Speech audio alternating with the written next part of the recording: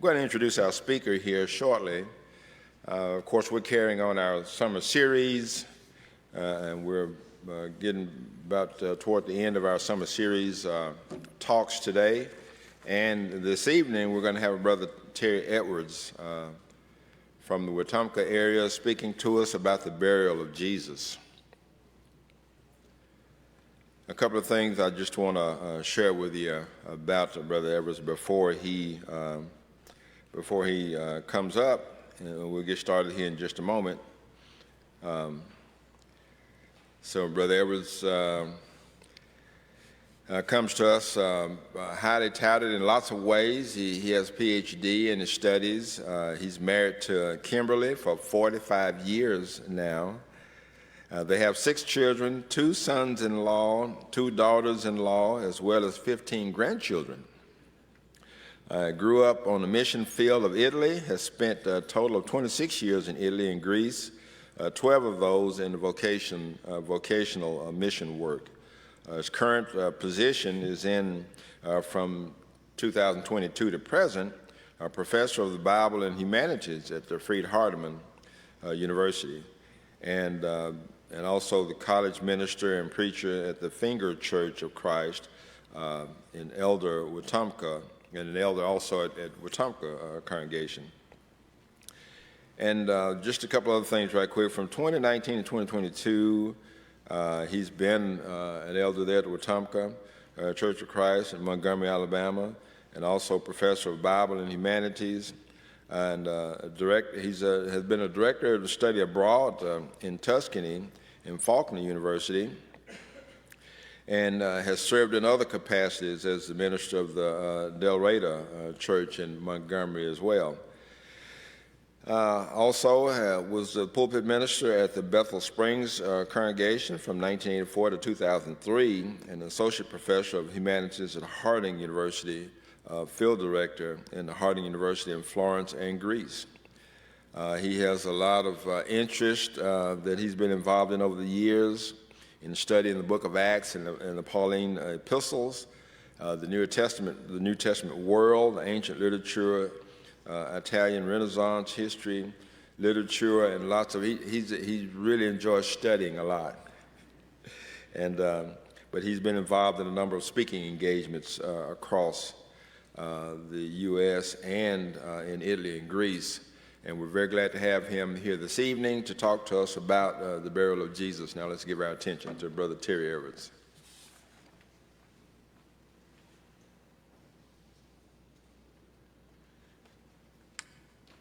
I would have gladly skipped all that academic stuff. Good to be with you. Never been here before. I was trying to think if ever I'd been in Florence, Alabama. I lived in Florence, Italy for over 20 years. That's the one that existed before you all existed, and I guess gave you your name. But I've never been here, and so I came here early and parked and walked down to the district here. Never been to UNA. Well, I did once. I coached women's soccer Division II for another Christian university, and we played UNA one time or a couple of times. So I think I came here once, but I never saw the campus, so I walked around, and I loved the district that you're in, and I rejoice in your facilities, and what a joy it is to be here. David Harvey is the one that I knew from here because he was a student of mine back in 2003 in a semester abroad in Greece, in a campus in Greece I directed. But he's gone to Virginia tonight, so I don't get to see him. But thank you for having me tonight to talk about this specific subject. I was born in McEwen, Nashville, Tennessee. And that's why I did pick up country music. I played briefly for the warm-up band for Kenny Rogers. And my career's been downhill since. But that is my extent of my music career for the most part. However, I'm a hybrid because my father absconded with me when I was 4 to the island of Sicily for 4 years, and then to Florence, Italy. And then I went back later because they asked me to direct a program in Italy. I raised a family over there, so 4 of my kids speak Italian as well. It's been a great blessing that God has used me in different capacities. I've served more churches in Greece and Italy than I have in the States, but what a joy it is to be with you here tonight. So the screens, I guess, are going to turn on, if you would. Thank you. And thank you for reformatting. If the format of my doesn't fit what's up there in that cubicle up there, then just ignore it and I'll try to explain it. My assignment was the tomb, to talk about a tomb. And of course, I have a lot of images that go with that.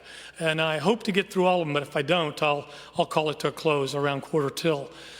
I would rather take you there. I was just there with a group of 50 students, university students, and about 20 parents and relatives that came, and we were in Israel last spring. And that's my favorite thing to do. There is nothing like walking down the Mount of Olives, hearing various faith groups singing hymns that you would recognize, and seeing the Garden of Gethsemane down below, seeing the Kidron Valley, and across the Temple Mount, what's left of it today, and to know that you're walking where Jesus walked. That is a unique experience. I have taken many groups to various other tombs. There are lots of tombs in the world that matter. You can make your list. Here's mine. I would take you to the Church of Santa Croce in Florence, if I could, to show you the tomb of one of the great talented artists of all mankind, of all of human history. His name was Michelangelo Buonarroti. He was born in 1475 and died in 1564. He did 89 years, and in his time, so much of the greatest art of Western civilization took place through him, around him, and it's a marvelous tomb. I would also tell you that beautiful tomb, too bad his remains are not in there, because you see, he decided to go elsewhere. I could take you to the greatest tombs on the face of the earth as far as size is considered. That is the great pyramids on the Giza Plateau of Egypt, ones dedicated to the pharaohs of the 3rd and 4th dynasty by Khufu and Cheops. They're empty. One of the great tragedies of great people, rich people, powerful people that build tombs is they're usually raided by tomb raiders. There's a professional class that's always been there to make sure that they take from those tombs that are meant to be either hidden or massive or secret tunnels with booby traps, but they'll find a way to get to it, and most of them are empty. Rare tombs like the one of King Tut or Tutankhamun, a insignificant boy pharaoh, are the rare ones that we found alive. I could take you to the ones of Agamemnon, king of Mycenae. He is the military leader from Greece that led an expedition across the waters, Aegean Sea, to defeat Troy. And it is a fantastic place. It is built like a beehive. And however tomb raiders got to it, you'll find nothing in there. So there's not anything in there because people took it. And that is an important point that I wish to make. There are many other tombs that can be found, but I'm not supposed to talk about tombs in general, one in particular. You dealt with the crucifixion last Wednesday night. You're going to deal with the resurrection next Wednesday night. So my parameters are very limited here. So here is very quickly what I'm trying to do. This quick information about the tomb of Jesus is meant to be apologetic. We are under attack. Christianity has always been under attack. It's been under attack for its historicity.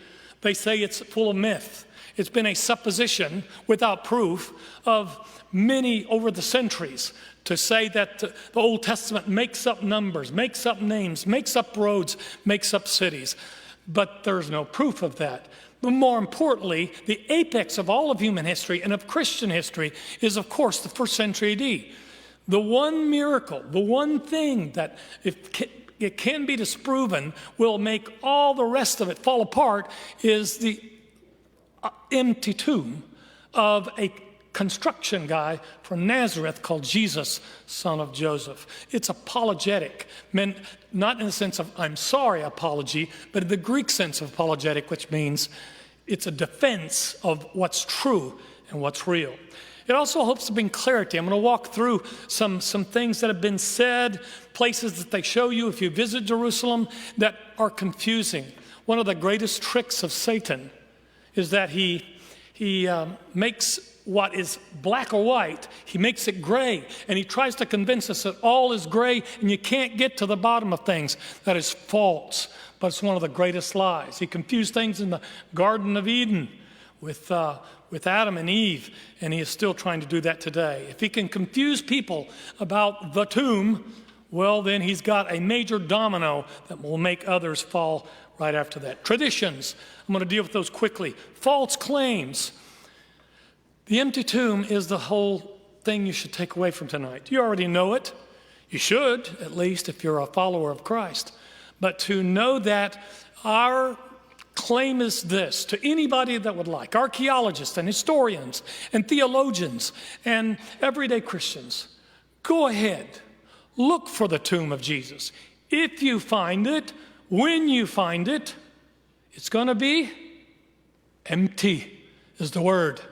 Because the story goes that way, and hundreds of witnesses can testify to that very much.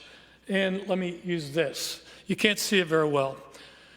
James Cameron of Titanic and Avatar, he co-opted with a journalist by the name of Jacobovici and an archaeologist from North Carolina, Chapel Hill, that said in 2007 they wrote a book together, and then they promoted a documentary that was on the History Channel and Discovery, and that's about 15 years ago. You hadn't heard about it much because they all find the time that they have, which is about 2 minutes.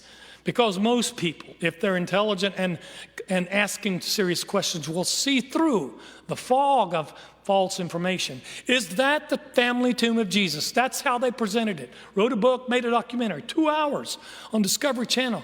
I can't count on the History Channel and Discovery Channel anymore. They used to really only give the facts. Now they deal more with myth, true, complete myth. You see, they were building an apartment building on the south side of Jerusalem. And they ran into another, because they find them all the time when they dig there. They have to stop, call the archaeologists, call the Orthodox Jews to come take any human remains because they belong to them. And everything stops. And they now have completed a high-rise for new apartments in Jerusalem, which is bustling with new people who want to live there. And that was underneath. Now it's buried underneath an 8-story high-rise. It's called the Talpiot Tomb in the region of South Jerusalem. And it was announced as book, a documentary, the family tomb of Jesus. And yet, no, it's not.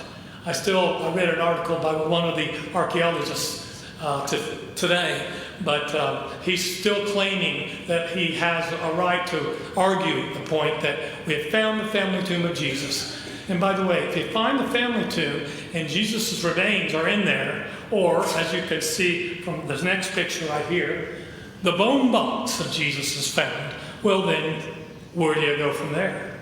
I'm done. I quit. If you find the remains of Jesus, I'm out. I will no longer teach or preach Christ. You can't. Everything in the whole Bible hinges on the resurrection. On that particular tassel of things, which is the most important. It's the peak, it's the apex of human history. What happened to that dead, crucified criminal, as they wanted to call him, but knew he was innocent? The only man alive that didn't commit sin, as the Hebrew writer would say. Here is an important fact. All ancient cultures incinerated their dead. They burned them because of diseases and other reasons. King Alexander the Great, King Philip II, all the other great emperors and kings of time were incinerated. And their crowns and their precious items were taken off while they were burnt on a pyre up high, and then their ashes were taken and put inside a gold box, like in the case of Philip II of Macedon. But the Jews were unique, were different. And in particular, in the first century, the time when God, in his manifold wisdom, said, I want my son to be born now, during the reign of Octavian Augustus Caesar. And I want him to die, because he must, for the sins of mankind, during the reign of his son Tiberius. Well, that's when the Jews did bone boxes. We found over 3,000 of them in the various excavations in Jerusalem. I'm not an archaeologist, I'm a student of archaeology. But I have a good friend, Dr. Dale Manor, that taught at Harding, who takes groups if you'd like to go there, and does excavations in this area. Bone boxes made out of terracotta were where they put the bones after about a year, and they put the bodies complete, wrapped in linen, inside a tomb. It decomposed as it naturally does, and after a year you come back and you find the bones, you put them in the bone box, you put them in the front part of the tomb, and you then reuse the bed, so to speak, loculi, as it's called in Latin, the bed where the body was laid to decompose. That was the custom of the first century. If you find a box that says Yeshua, Bar Yosef, Jesus, son of Joseph, and it can be proven to be that Jesus and that Joseph, we got a problem. If you can find the bones of Jesus. I want to come back at the end for that, as I need to make sure I take my time. I don't know last Wednesday night how far you went. But the Passion Week starts, I believe, on what you call Sunday. Of course, they didn't count time or the way you do. They went from Sabbath to Sabbath, the Jews did. The number 7 was a God thing, a Jewish thing. God created the heavens and the earth in 7 days, 6 days, and then he rested. But we can be fairly accurate that it was the springtime, with the story of the third trip to Jerusalem, in which we announced he was going to die, came. His entrance, his triumphal entrance on a colt of a donkey is on a Sunday. And then there's that Monday, Tuesday, Wednesday with sparring in the courtyards with the high priest and the Sadducees and the Pharisees, who were like a gauntlet, took turns at him, failing every one of them, every time. As best I can tell, the arrest takes place what you call a Thursday, something like that. The Passover meal.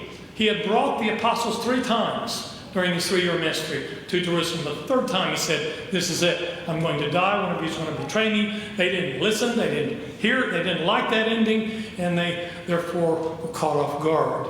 When one of them, Judas, betrayed at that meal on a Thursday night. And then there's that intense moment when Jesus takes the apostles across the Kidron Valley in the middle of the night on a Thursday. The Jewish day starts the next day on about 6, 7 o'clock when the sun goes down. So Thursday night is already Friday to them. And he goes into the Garden of Gethsemane, prays ardently, takes 3 of the apostles with him, and then he is arrested by the mob. And Judas, ultimate betrayal, kisses him in the darkness of the night to make sure that they arrest the right person. Pilate, the trials. Thursday night, there are 3 Jewish trials. Then there are 3 Roman trials, 6 of them, all of them illegal. Illegal by Jewish law, illegal by Roman law. Pilate, he knows that Jesus is innocent by Roman law. He knows he doesn't deserve death. He knows he's there because of the jealousy of the high priest and their cohorts. And yet, wash your hands all you want to, it's not going to work. His wife tells him, don't have anything to do with that man. She has a vision from God. But he ignores his wife. Gentlemen, watch out. Pilate sentences to death. He hopes that maybe the scourging will take care of their vengeance or fury. Crucify him. It doesn't work. And thus the crucifixion must happen. I'm playing a little bit of guesswork. Let me have artistic license here. Somewhere early in the morning is when Pilate meets. You don't have meetings in Israel when you don't have air conditioning in the middle of the day.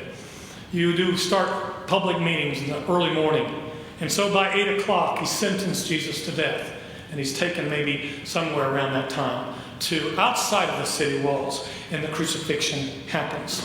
Oh, what a sense of relief to the Sadducees and Pharisees who had heard Jesus teach, didn't have an answer for anything he did, had known and seen his miracles, had no clue how they were coming. If they're not coming from God, they tried the other route, which is they must come from Satan. And then when those nails went in his feet and his hands, the sense of relief they had, he can't be God. He can't be God because we got him on a cross. Deuteronomy 21:23 says, a man that hangs on a tree is accursed by God. And of course, you and I now understand, of course he was cursed by God. Not for his sins, but for your sins and my sins. That's why God had to turn his back on him, so to speak, and to signify and say, this day matters. He sent all kinds of signs.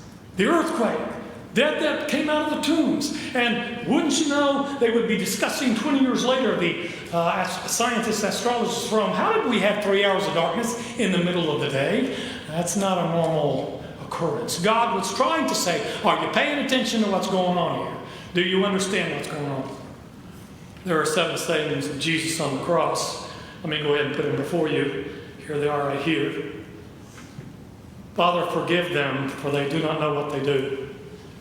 In 3 of them, he talks directly to the Father. You, when you talk, you either talk to human beings, horizontal level, or you talk on a vertical level. Sometimes we talk to humans, and of course God is listening. So, but who are you addressing?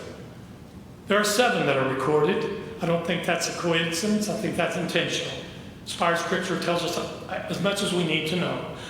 He says, forgive them. Forgiveness is the first lesson from the cross. Then he says, truly I say to you, today I will be with you with me in paradise. And that he tells to one of the two terrorists, call them robbers if you wish. One of them, after hours of mocking him while dying, changes his tune. I mean, how can you be 6 feet from the Son of God and not realize who he is? They both knew he was innocent and dying, and both of them were heaping insults. But one of them changed his tune halfway through before he died, and the other one did not. Steadfastly mocked the one in the middle that was dying without cause, so to speak. Woman, this is your son. This is your mother. He takes care of family business. Jesus is 100% human and 100% divine. And he looks down at his mother who's down there, and he takes care of his mother. And he says to John, the only apostle that's there. The others are hiding behind a closed door inside of Jerusalem, scared to death since the arrest in the Garden of Gethsemane. I don't know where Peter is. He tried to look from afar, but that didn't work out too well. And he started crying, and then he heard a cock's throat that would crow 3 times. My God, why have you forsaken me? Eloi, Eloi, lama sabachthani in Aramaic. Jesus spoke several languages from a human perspective. He was in construction, so he must have spoken Greek too. You say, well, God can speak any language he wants to, I understand. But from a human perspective, when did he learn to talk? You've got to look at the humanity of the baby that grew up in Nazareth as well. Mary had to take care of him, tell him, don't touch that, it's hot. Just like your mother did to you when you were young. Eloi, Eloi, lama sabachthani in Aramaic, why have you forsaken me? People around him heard him say these things. He yelled it, and they thought he was invoking Elijah. I thirst. There are 2 times, I'll make note, that people put things up to him. But one of the worst parts, we're told by doctors about crucifixion, is dehydration. It's worse than even not being able to breathe, feel like you're drowning. Dehydration, cracking of the lips, and I thirst. The first time he refused to drink because it was tended with medicinal that would numb him out. He wanted to stay coherent to the end, and he did. The second time, as best I can tell, he took it because, well, the story was over. Nothing else to say except to die. I thirst. It is finished. I don't know if he said this in Greek or Aramaic. In Greek, in the text that you have, it says tetelestai, which is one word. It's finished. I'm done. I was hurt by God. I finished the job. The night before, he says, let this cup pass, if it's possible. There's no other way for your sins and mine, for the story to go differently. No way.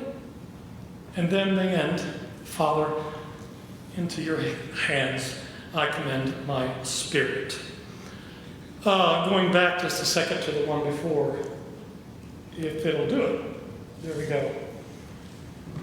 Pilate is informed about 4 or 5 o'clock by Joseph Arimathea. He's dead. How did Joseph know? Well, probably by the spear that the Roman soldier used to test whether he was dead or not. He was strong. He was not a skinny. He was a construction guy. He's got scourging before. But he didn't need to suffer anymore. And he died. And there it is, the surprising quick death of Jesus. Did you notice that as Mark tells the story, he narrates the surprise of Pilate. He's already dead. He was surprised. That's an interesting little detail that only Mark gives us about that.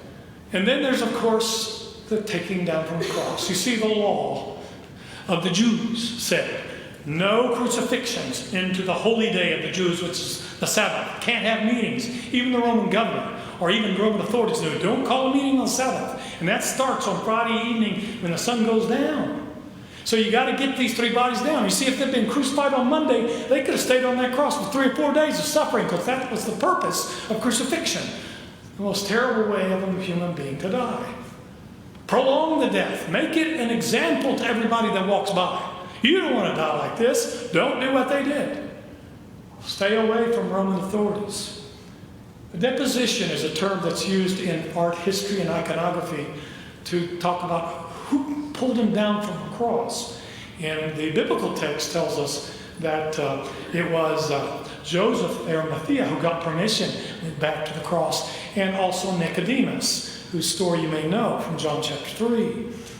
And we're not aware of any others that were there. So those two, or maybe some of the apostles, I don't know, maybe John. But some took his body down from the cross. What normally happens, is that bodies of convicted criminals were thrown into mass graves. They didn't get their own grave. So it's very surprising in two ways that Pilate has one of the Sanhedrin members, Joseph of Arimathea, a rich man, who comes to ask for the body. He's surprised that Jesus is already dead. He knows that Joseph is going to lose his job that day. When the Sanhedrin finds out that he gave his tomb to Jesus, he's coming out of the closet as a quiet follower of Jesus. He's going to lose his job that day, but he doesn't care anymore. At the point of the death of Jesus, he says, that's it. I'm coming out. And so he offers his tomb for Jesus. Of course, the prophecies had said he will have no broken bones. That is the way in which they finished those who were on crosses quickly. If it was Friday afternoon and the Sabbath was about to start, the thieves to the side, get it quick. They can't support themselves. They asphyxiate. Therefore, they die too. And their bodies are dragged off and taken, no doubt, to a mass grave, which is where Jesus would have gone, except that he didn't. I need to go to the texts that are reliable, which are these. I'm reading from Matthew 27. The text is from the ESV. When it was evening, there came a rich man from Arimathea named Joseph, who was also a disciple of Jesus. He went to Pilate and asked for the body of Jesus. Pilate ordered it to be given to him. Joseph took the body, wrapped it in a clean linen shroud, laid it in his own new tomb, which he had cut in the rock. And he rolled a great stone to the entrance of the tomb and went away.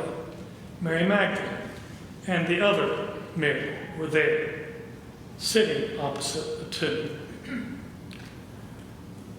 The next day, that is, after the day of preparation, the chief priests and the Pharisees gathered before Pilate and said, "Sir, we remember how that impostor said while he was still alive, after 3 days I will rise. Therefore order the tomb to be made secure until the 3rd day, lest the disciples go and steal him away, and tell the people he has risen from the dead. And the last fraud will be worse than the first." Pilate said to them, "You have a guard of soldiers. Go make it secure as you can." So they went and made the tomb secure by sealing the stones.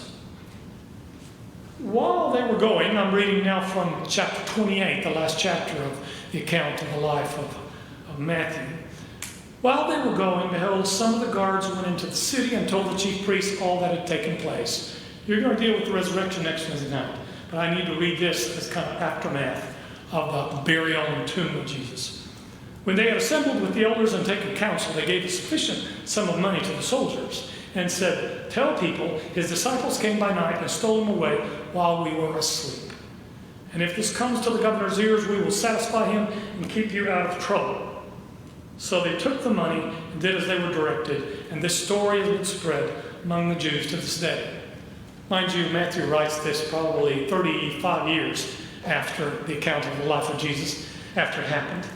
I think it's about 65 that the synoptic gospels, Matthew, Mark, and Luke, are written. It's about the time that all the apostles start dying out or killed. Peter and Paul die right in the year 64, 65 in Rome. most probably. And therefore, those who witnessed, the apostles and others, have to lay down a record. I was in a study with some Iranians. They're from Iran. They're Farsi, and they are Muslims by faith. But they were in Athens, Greece, and I used a translator that I don't speak Farsi. And one of the main questions they asked me, why do you Christians have 4 lives of Christ? And that's a logical question, which no Christian had ever asked me, because you have 4 accounts. 3 of them from around that time, and then John about 30 years later in the 90s, and they complement each other, and all 4 of these give us as much information as we need about the topic that we have today, which is, what about that burial thing, that tomb thing that's going on here?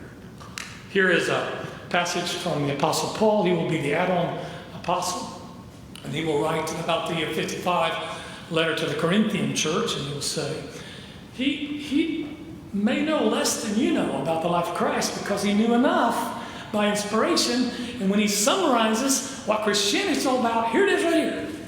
For I delivered to you as of first importance what I also received, that Christ died for our sins according to the Scriptures, and that he was buried, and that he was raised on the 3rd day according to the Scriptures, and that he appeared to Cephas and to the 12. We'll deal with that next Wednesday night. But here's the point. He was buried, and then there's that next word. And that's the one that definitely we want to end on as we go forth. This is Jerusalem. It's a model of first century Jerusalem. Jerusalem is a city that's 3,000 years old. I don't know how old Florence, Alabama is, but it's not 3,000 years old. Rome is younger than that. It dates from the 8th century before Christ. And the oldest city in the world continuously inhabited is actually Damascus. And that is already present in Genesis chapter 14. But Jerusalem has layers upon layers upon layers. And here's the question. Do we have the tomb of Jesus? That's the question. Because of all the tombs of great, powerful men in the world and women, there's one that is the most critical, the most important in all of human history. By any account, there are 2 billion people in the world today that claim Christ somehow, some way, as their faith. And the key figure is here. What happened once he died on that cross? This is a reconstruction of Jerusalem at the time of Jesus. It was a city of about 200,000, which is fairly large. Rome is the largest city in the world with about 2 million. Alexandria of Egypt had about 1 million. Corinth had 700,000, 3 large cities in the world for that time. Most cities were about 30, 40,000. Jerusalem was 4 or 5 times that size. And it had modern homes, Greco-Roman homes, and entertainment centers. And it was a mixture of Greco-Roman culture and many other things. This is modern-day Jerusalem today, capital of Israel, a nation since 1947, back having their own freedom, despite the fact they're surrounded by enemies everywhere. Islam has come about since then. It overran Jerusalem in the 7th century, and they tore down. Everything was on the Temple Mount. And so we don't have anymore many of the moments, places, even roads that were part of the first century Jerusalem. But we have an idea of what it looked like. Please note there, that quadrangle there is the Temple Mount today, on which there are 2 Muslim mosques. The Dome of the Rock that was built by the Muslim jihadis in the 8th century, and then the Al-Aqsa Martyr Mosque, which is at the south end of that rectangle. That's the center of Judaism. Jews have been a templeless people since the destruction of the temple in 70 AD. That is it right there. That's the center of Judaism. King David, back 3,000 years ago, made a palace here, and it became the city of Jerusalem. Now you're going to have to wait for his son Solomon for have a temple built, and it's probably under that gold dome right there, the epicenter of the Holy of Holies, what was the Temple Mosque. But I'm getting to what I need to get, which is definitely where in that massive city today, if I'm a Christian, if I'm a non-Christian, if I'm an atheist, if I'm a skeptic, and I say, I want to find the tomb of Jesus. Because if I do, I'm going to find his bones, and I'm going to find the remains. And that will disprove this myth that's been going around for 2,000 years. So there you go. This is, by the way, a mosaic that we have on the floor of the time, 1st century AD, that shows the contour of Jerusalem of the time. And that's how the model is built. And more importantly, at the top in the middle, you see the Holy of Holies that was there. It was destroyed by the Romans in 70 AD. And what you see is the walls. You see, what we do know about the burial place of Jesus is that it had to be outside the walls. So here's the question. Why do men seek this place? Why do they do it? We have hundreds of tombs are located in and around Jerusalem, dating from the Second Temple period. That's the 1st century AD. Most of these are located on 2 particular sites in Jerusalem, north of the Temple Mount and east of the Temple Mount, on the Mount of Olives or on the Mount Scopus. And these locations have undergone extensive investigations. A lot of Jews today are either Orthodox or not accepting Jesus as the Messiah. Skeptics. They're secular. So they want to find that tomb, so they can disprove all those Christians that make pilgrimages and have for 1,000 years to this place called Jerusalem. Here is one of the sites where we go to look, Mount of Olives. Jesus crossed this every day, the Kidron Valley, and up the Mount of Olives, and went to Bethany, or Bethpage, as it's called, to spend the night. You see, they wanted to arrest him before the Passover happened. They didn't achieve their goal because Jesus didn't let them. He would abscond from the temple after debating with them by day. He absconded that night through passages and trees like that 1,000-year-old, that's nearly 2,000-year-old olive tree. They last that long. And low branches, silver, you can't see anything in the night. That is the way in which Jesus came and went. Jesus was not arrested because they found him or Judas betrayed him. He walked into it. He knew in advance that Judas was going to betray him. And he announced it to everybody else as well. Mount of Olives and Mount Scopus. These are the 2 places that most archaeologists go to look at. Now here's what we know for the sake of time. It was a place of a skull. The word Golgotha in Aramaic means skull. What does that mean? There were human skulls there, one option. 2, it looked like a skull. John 19:20, the place was near the city. Important, not in the city. All ancient culture said you will bury your dead outside the city. Executions usually happened outside the city because of the health issues. And that was the law for the Romans, for the Assyrians, for the Babylonians. John 19:41 says, where he was crucified, there was a garden. So it was a place of a skull near the city. There was a garden. In the garden, there was a new sepulchre, for the sepulchre was nigh at hand. And you had to come into the city from this place, which tells you again it was outside the city. Other things that we know. People passed by. There were a lot of passers-by. If you read especially Mark's account, Mark 15, it's a wonderful summary of everything. And it says people were mocking and making fun. I can't imagine what kind of human being would make fun of somebody they don't even know. They're going shopping or they're going home. And they make fun of somebody that's dying on their cross. It implies for sure that there was a major road people were passing by. Another thing we know, tomb had a large stone in front, which was rolled away. Of course, that was the way in which things happened. Now, where on earth was it? Looking at this map right here, you see the Temple Mount up there, and then what places we're looking for are out to the east. You see where that cross is? That's where the Church of the Holy Sepulchre is today. And then up north, where the Antonia Fortress is, that was the fortress where he was scourged. Garrison of the Romans was there. That's the other place that we're looking for as things go by. There are 2 main locations today. Hope you get to go to Jerusalem.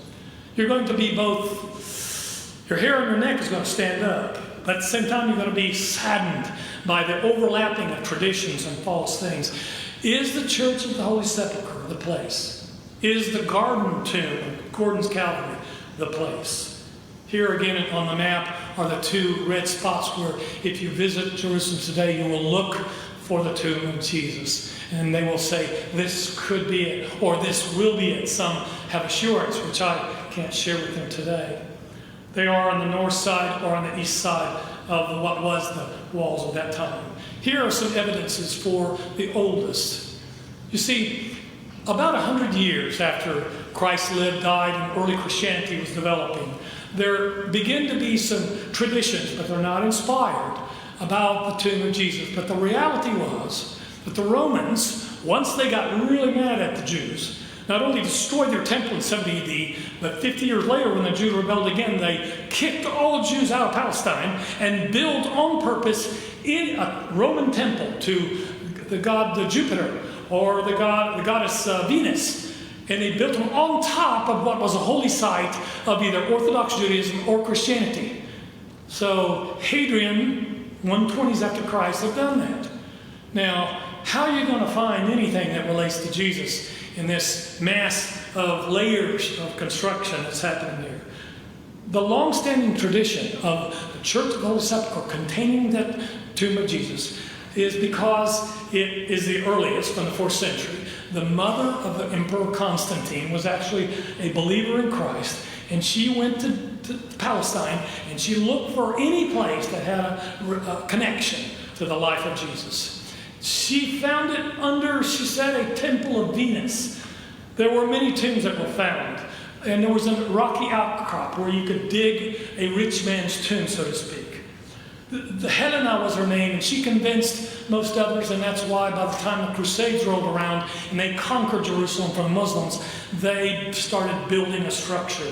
And archaeological work has shown that rock-cut tombs within this church of the Holy Sepulchre are 1st century tombs. Here's what it looks like from a 19th century picture, and then to the right, what it looks today.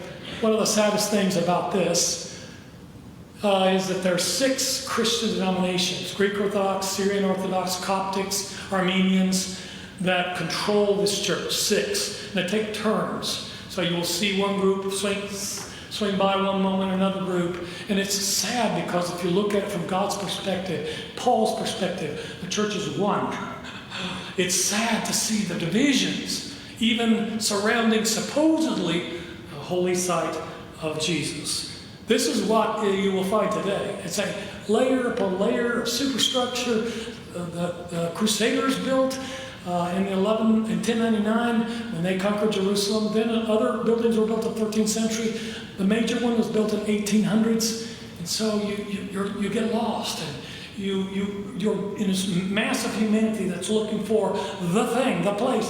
And so you go to the middle of that structure, and what you will find is an edicule, like a dome-covered place, an edicule. That means a little room. That's supposedly what was over it way back when they marked it in the 4th century. But of course, this one is a newer construction. And here is how you enter the edicule. You have to bow down. You can't tell. The garden is gone. The rock is gone. You can't tell anything. You're looking for any semblance of what might be. And then you find a 1st century Roman tomb. There it is. It is right there. Or you can see it better right here. Is this where the body of Jesus lay? I don't think so. But I'd like to believe that. But we're looking for, and here's the problem with finding a place. Are we going to find Noah's Ark in the mountains of Ararat in Turkey? I don't think so. Because when we find something, we adore it instead of a story. They find that there's a rock of the anointment in there, and people bow down and kiss it. And they mean well, and their faith is sincere, but it's also misdirected by these layers of tradition. That's the edicule. And that's the dove. So I'm going to take you to the second tomb, take 2 more minutes and let you go. Gordon's tomb is a lot more appealing to me. It's quiet, doesn't have the crowds. I don't have any proof that Gordon's tomb is a 1st century tomb without all the Crusader stuff and superstructures and all that.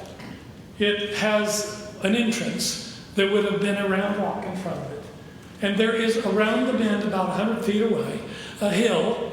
Right below it, there's a parking lot for school buses, but it looks like a skull.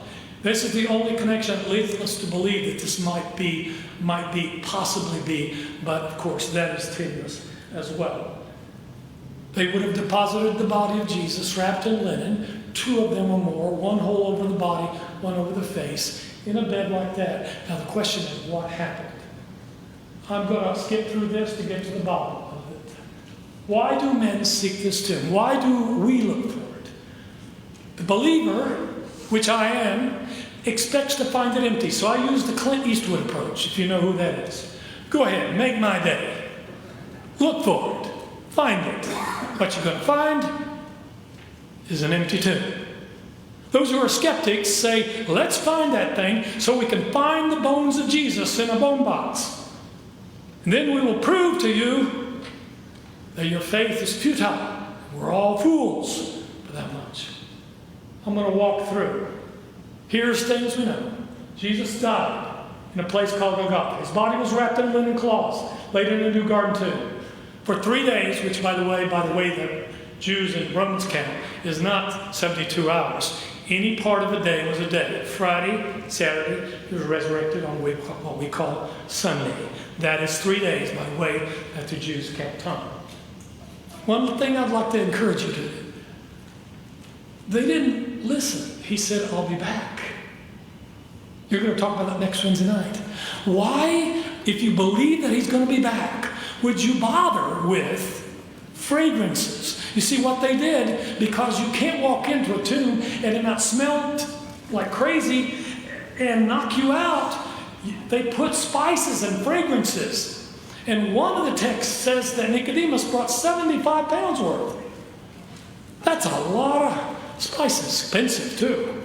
And that Mary and the other women saw where they had buried Jesus in the rich man's tomb, and they didn't have time because the sun was going down, Sabbath was coming, they had to skedaddle, they had to close the tomb up, push the stone in the trough.